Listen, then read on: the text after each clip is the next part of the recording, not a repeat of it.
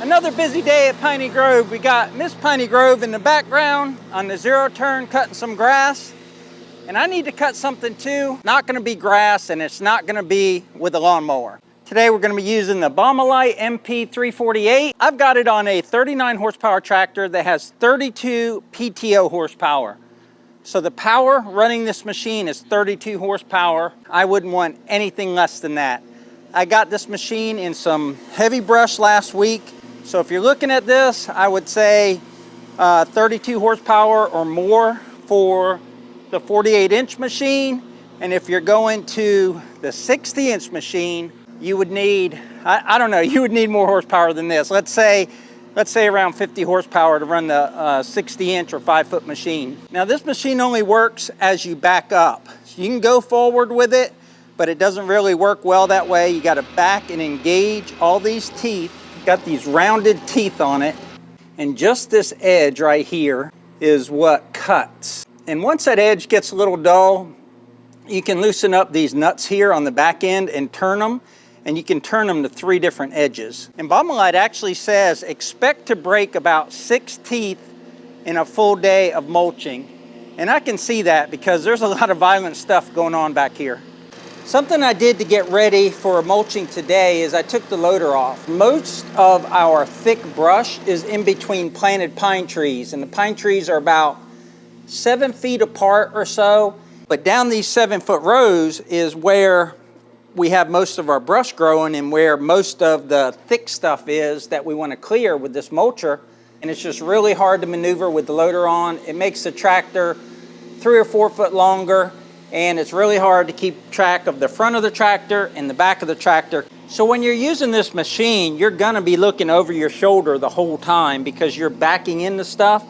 And something you gotta keep in mind is that this thick plate over here, or that end of the machine, isn't mulching anything.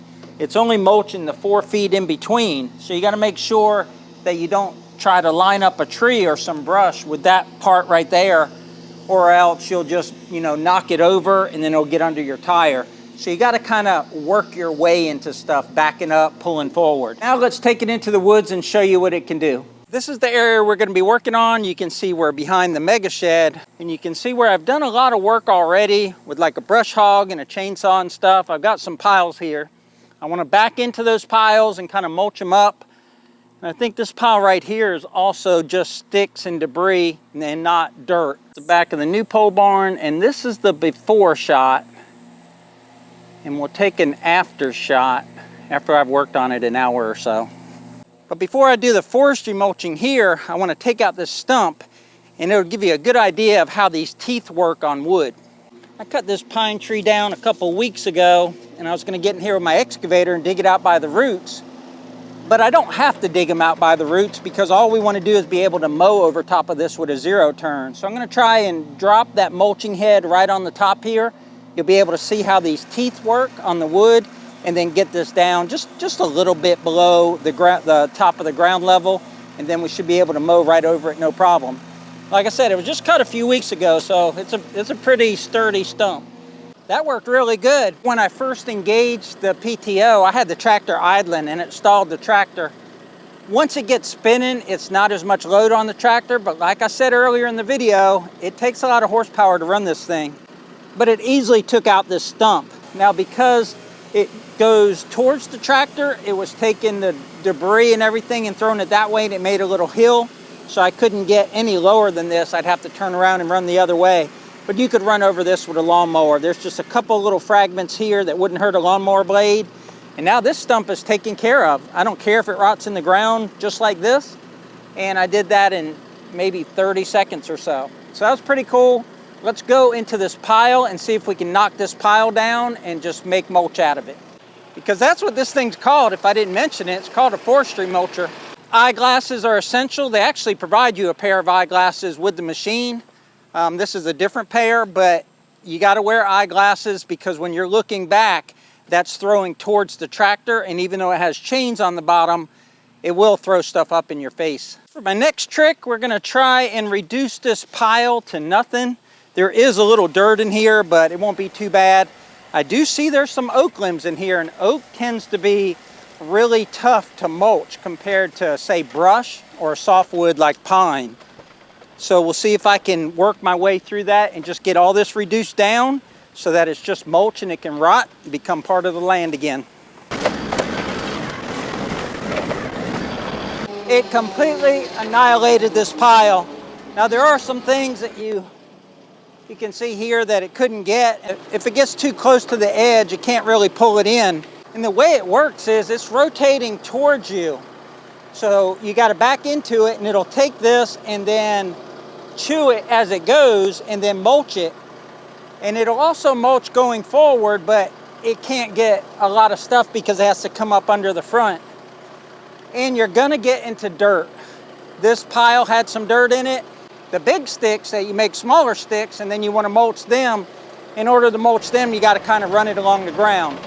So that's not real good for the teeth, but if you want, you know, a clean area, you're gonna have to have it in the dirt a little bit. This pile had a lot more dirt in it, but I was able to mulch a lot of the wood that was in there, but not all of it.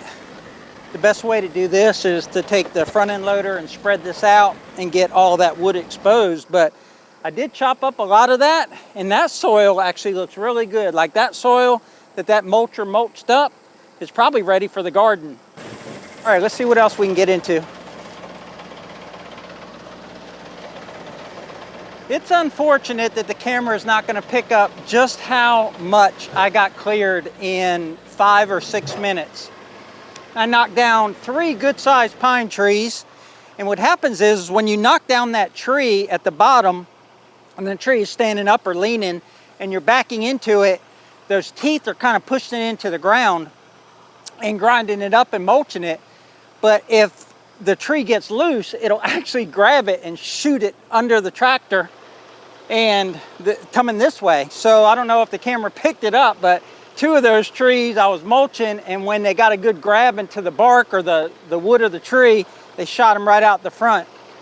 But you can take those because they now have no limbs on them, and you can stack them and run over them again. So my food plot's right on the other side of that. I don't know if you can see that horizontal line of my deer stand, but I'm not going to go any further that way. I want to keep a barrier to the food plot, a barrier between the buildings and the food plot. But this area here I'm going to work on now. And I had left a few oaks in there, but I think I got enough oaks that if I knock out some of these little ones, that with that light coming down to the ground, these bigger ones will do better. I don't need to keep every single tree in here. So I'm gonna work on this area right here. I'm gonna put you guys on time lapse and just watch how this machine eats.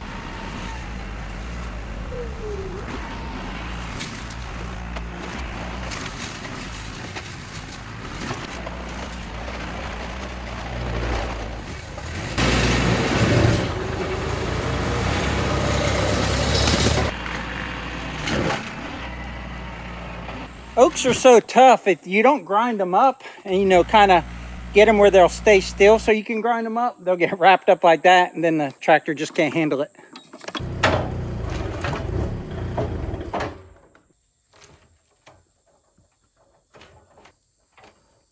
It's just amazing how strong this piece of equipment is. 2 of the teeth right here are completely caught in the oak, and it couldn't rip through it, and that's what was stalling the tractor. What you want to do is just come in and just kind of work on this a little bit and not have the whole thing get sucked in. I don't see any broken teeth yet. Just got to get that unwrapped from there. I think they got it.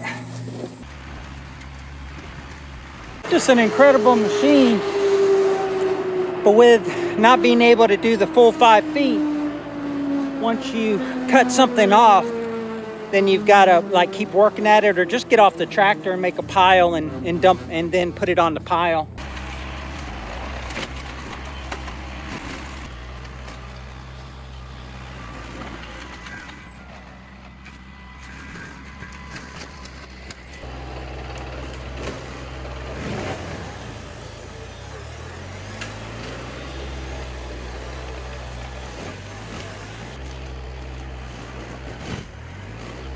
So we've cleared from here all the way to the front of these pine trees. When I say clear, we're down to the dirt. And To keep your teeth sharper, you probably don't want to put it in the dirt as much as I have, but I found when I'm backing, after you've shredded a whole bunch of material, that it'll clump up, and I want to break those clumps up more. So you've got this brush that grows up with like 5 or 6 stumps or trunks or whatever you want to call them. And when you cut them off, all the brush stays up here, so you want the brush down low so you can mulch it up, but it doesn't fall properly, and a lot of times it wants to fall backwards. Well, here's an oak tree that I'm trying to not cut down and mulch up, so I can only back up so far. So now what I got to do is what I did earlier, is take this stuff and drag it out in the open where I can get to it more readily and drop the mulcher on it. And it's just one of those things that I've learned, that you can't try to get every different angle and try to mulch it up. Now sometimes you can grab the loose brushy part of the tops and it'll rip it right out of there, but that's too risky to the trees that I want to keep. So you're just going to have to put a little sweat equity into it. So I'm going to pile it up here again so I can really work it. These are those clumps I was talking about where you got dirt mixed with all of your mulchings. And what I'll do is I'll come in here with the brush hog, and the brush hog will disperse this better, and brush hog blades are cheaper than replacing however many Baumalight blades there are. There's 2 per stanchion, and there's 5 stanchions, and probably, so that's 10. It's probably 10 rows, probably 100 teeth on there. So we're going to try and preserve those teeth. But you can see all the sunlight that's on the ground now. When we started this, none of this sunlight was on the ground. And what that's going to do is promote lower growth like grass and stuff. So we're still going to have to get in here and mow it, but at least we won't have stumps and brush to mow. Let me get to pulling this brush out, and there's a couple more clumps I want to get, and then we're going to call it a day in here.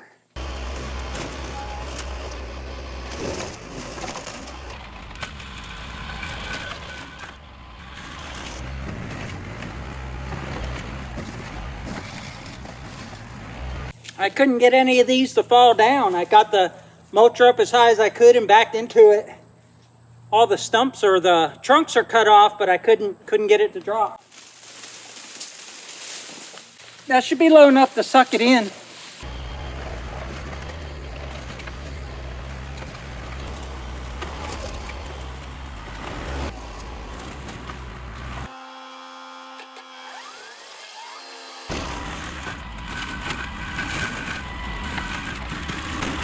I think I got the camera in the same place where we started on the before view, and this was cleared already, but I came in here and knocked off a couple of little stumps. That pine stump in the beginning is over there, and then the first pile is there behind me. So that was the first pile, completely knocked that down. This is the second pile here. That's pretty much just dirt with a few sticks in it. I had to bury the mulcher a lot in the dirt there, and I wanted to stop. And then all the way back to the deer stand. All of that was thick brush, 16, 20 foot tall, and with minimal effort, manual effort, a lot of effort by the brush mulcher, we got that stuff on the ground and mulched it out. And I'll bring you in closer and show you what the ground looks like as far as the pieces that are left. So where there's just light brush and maybe some vines and stuff, you actually get almost like a tiller effect. And it just kind of churns up the dirt here. You can see, even in this pile, it's almost like a tiller effect. Now that's some of that oak there that the brush cutter or the brush mulcher would grab and throw under the tractor. And I ran over it a couple times, and finally I just gave up on it. That can sit there and rot or burn later. These kudzu vines, you can see some right there, but there's one right there. It goes over there to all that green kudzu. I was hoping the mulcher would grab the vine and suck it in and pull all this off the tree. But as strong as those vines are, the mulcher ends up cutting it before it actually sucks it in. But this is that last section we did. That was where that big piece of brush was. And now it's gone, to include the stump. The stump has been ground off below ground. And all of this is the trash that's left. I'll show you, this is about 8-10 inches tall. I'll kind of kick it to show you what's left there. And I kept going back and forth across that, hoping it would chop it up more finely, but what it does is just throws it underneath the tractor. And that's that one thing, if you get one of these mulchers, that a lot of stuff is coming under your tractor. So if you add on like hydraulic stuff and electrical stuff, make sure all that stuff is buttoned up tight under the tractor. Because even though you're backing up and clearing the path behind you, it's throwing it, whatever it can't mulch, back under the tractor. So you just got to be careful. You got to keep an eye on your gauges in case you, say, put a hole in your radiator and you're overheating. Again, all the action's in the back of the tractor, but you never know what's going on in the front when that thing kicks it up and throws it, you know, underneath the tractor. That was where there was probably a 4-inch stump. There's an old pine, that's about 4 inches, but there was a 3 or 4 headed stump there of brush, completely gone. Just all in all, just totally transformed this property. At least this part of this property. Got a lot more left to go. And look how much grass that Deb mowed while we were working on the forestry mulcher. I think this looks great. I'm in love with this mulcher. It's really hard on the tractor, so I'm being careful not to damage the tractor, but the mulcher itself is like kryptonite. You just, you can't hurt it. Made so of such thick steel, and everything that needs to be protected is protected, and it's just doing a fine job.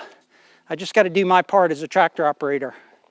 Hopefully you guys enjoyed this video. If you did, please click that like button. But until next time, y'all take care out there, and remember, life's short, tractor hard.